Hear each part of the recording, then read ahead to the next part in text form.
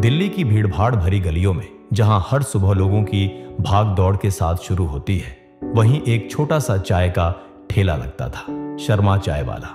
इसी ठेले पर चाय बेचते थे रमेश शर्मा और उनके साथ उनका 15 साल का बेटा अर्जुन। अर्जुन स्कूल के बाद अपने पिता की मदद करता, चाय की केतली उठाता, कप धोता और ग्राहकों को मुस्कान के साथ चाय परोसता। मगर अर्जुन की आंखों में एक अलग चमक थी। वह सपने देखता था, बड़े सपने, इंजीनियर बनने के सपने। उसके पास स्मार्टफोन नहीं था, किताबें भी पुरानी और फटी हुई थी, लेकिन उसका हौसला मजबूत था।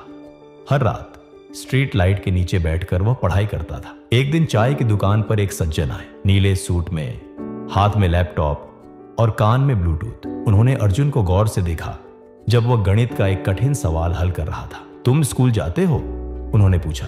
हाँ अंकल, अर्जुन ने मुस्कुराते हुए जवाब दिया। क्या बनना चाहते हो? इंजीनियर, उसने आत्मविश्वास से कहा। वह व्यक्ति एक स्थानीय कोचिंग संस्थान के निदेशक थे। उन्होंने अर्जुन की लगन देखी और कहा, अगर तुम वाकई मेहनत करने को तैयार हो तो मैं तुम्हें एक मौका दे सकता हूँ। हमारी स्कॉलरशिप परीक्षा दो। अर्जुन की आंखों में चमक आ गई। अर्जुन ने अपने पिता को यह बात बताई, लेकिन रमेश जी चिंतित हो गए। बेटा, ये बड़े लोग बातें तो करते हैं लेकिन बाद में भूल जाते हैं। हमारी औकात बस इतनी है कि जैसे तैसे 2 वक्त की रोटी जुटा लें। सपना देखना अच्छा है, लेकिन भूखा सपना देखना खतरनाक होता है। अर्जुन का मन टूटने लगा। वह दुविधा में था, पढ़ाई करे या अपने पिता का हाथ बंटाए। अर्जुन के स्कूल के गणित शिक्षक मिश्रा सर ने उसकी परेशानी समझी। उन्होंने अर्जुन को एक पुराना लैपटॉप दिया और हौसला भी। तुम्हारे जैसे बच्चे ही देश का भविष्य बदलते हैं अर्जुन, हार मत मानो। तुम्हारी मेहनत तुम्हें वहां ले जाएगी जहां तुम जाना चाहते हो। अर्जुन ने स्कॉलरशिप परीक्षा दी। सवाल कठिन थे,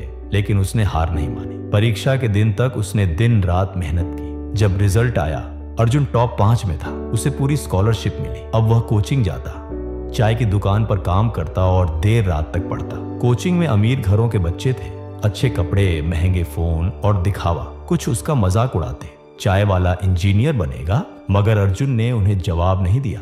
उसने अपने लक्ष्य से नजरें नहीं हटाई। एक दोस्त भी मिला, विनय। वह एक अमीर परिवार से था, लेकिन दिल से नेक। उसने अर्जुन की मदद की, किताबें दी, नोट्स शेयर किए और मनोबल बढ़ाया। अब जी एडवांस की परीक्षा पास थी। देश भर के लाखों छात्र इस परीक्षा के लिए वर्षों से तैयारी करते थे। अर्जुन के लिए यह सिर्फ एक परीक्षा नहीं थी, यह उसकी जिंदगी की दिशा तय करने वाला मोड़ था। पढ़ाई के दबाव, सामाजिक तानों और आर्थिक तंगी के बीच अर्जुन टूटने लगा था। एक रात वह रो पड़ा, शायद पापा सही थे, मैं बस एक चाय वाले का बेटा हूं। यह दुनिया मेरे जैसे लोगों के लिए नहीं बनी। परीक्षा के एक दिन पहले अर्जुन के पिता की तबीयत बिगड़ गई। उसे अस्पताल ले जाना पड़ा। पैसे नहीं थे। अर्जुन ने अपनी कोचिंग की छात्रवृत्ति से मिले बचे हुए पैसे अस्पताल में दे दिए। परीक्षा का दिन आ गया। अर्जुन थका हुआ था, सो नहीं पाया था, पर वह केंद्र पर पहुंचा। उसने परीक्षा दी जैसे यह उसका आखिरी मौका हो। उसे नहीं पता था कि उसने क्या लिखा, बस इतना जानता था कि उसने अपना सब कुछ दे दिया। रिजल्ट आया। अर्जुन ने ऑल इंडिया रैंक 87 हासिल की थी। उसे IIT बॉम्बे में कंप्यूटर साइंस मिला, भारत का सबसे प्रतिष्ठित कोर्स। पूरा मोहल्ला गर्व से भर उठा। टीवी चैनल इंटरव्यू लेने आए। लोग अब उसे चाय वाले का बेटा नहीं, IIT टॉपर अर्जुन शर्मा कहने लगे। IIT में भी अर्जुन ने खुद को साबित किया। नए इनोवेशन, स्टार्टअप आइडिया और एक मजबूत नेटवर्क बनाया। उसकी कहानी देश भर के छात्रों के लिए प्रेरणा बनी। 5 साल बाद जब वह गूगल में नौकरी पा चुका था, वह अपने पुराने स्कूल और मोहल्ले में लौटा।